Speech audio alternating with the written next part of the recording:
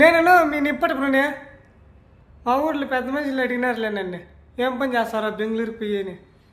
Hi friends, నేను బెంగళూరులో సంగీత మొబైల్స్లో పని చేస్తాను ఫ్రెండ్స్.